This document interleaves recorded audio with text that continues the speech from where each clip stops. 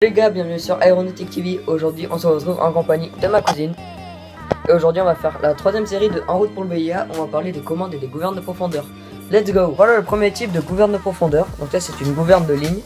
En gros si vous voulez ça fait comme une sorte de gouverne de bateau.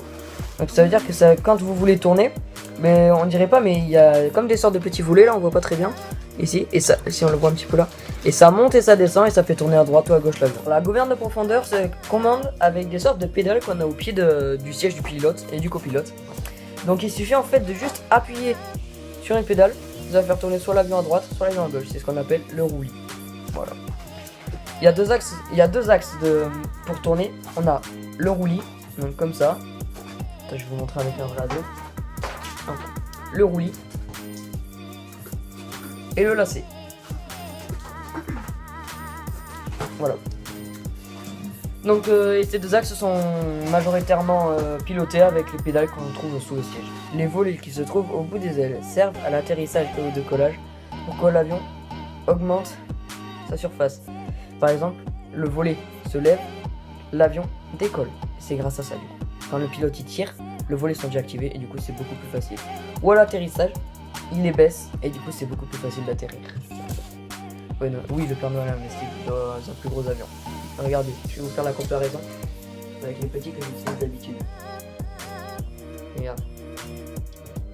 Vous avez vu la comparaison? Ça fait au moins 3 ou 4 fois. Donc du coup voilà. Dans le prochain épisode, ou même tout de suite si vous voulez, je vais vous parler des touches de vol. Let's go. Alors pour commencer, on a l'horizon artificiel. Donc l'horizon artificiel, ça se situe avec un faux avion, la terre et l'eau. Et du coup, vous devez l'espace pardon. Et vous devez savoir si votre avion il est droit par rapport à l'horizon. S'il est comme ça veut dire qu'il tourne. S'il est comme ça, c'est qu'il tourne. S'il est en bas, c'est qu'il baisse. Et s'il est en haut, c'est qu'il monte. Ensuite, nous avons le compas. Donc le compas, c'est pour indiquer le nord, sud, est, ouest. Voilà, c'est comme une boussole si vous voulez. Ensuite, nous avons l'altimètre. Donc l'altimètre qui sert à savoir l'altitude en pieds. Donc par exemple, 1500 pieds, ça fait à peu près 300 mètres. Donc on divise par 3. Okay. Non, pas des pieds comme ça. Désolé, il y a ma cousine, elle fait la bête.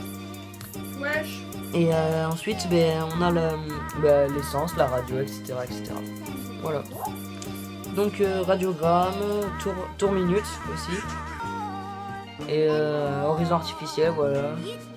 Nœud, oui les nœuds, donc c'est comment l'avion se déplace en nœud. Un avion pour décoller va à 1000 nœuds, on divise par 3, comme pour les pieds.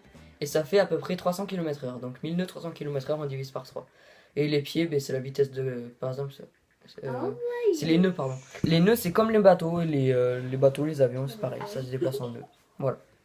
J'espère que la vidéo vous aura plu les gars. Si c'est le cas, n'hésitez pas à me lâcher votre plus gros pouce bleu, à vous abonner, à me suivre sur les réseaux sociaux, je vous mets ça en description. Et surtout les gars, vive l'aéronautique et restez comme vous êtes. Ciao! Ciao!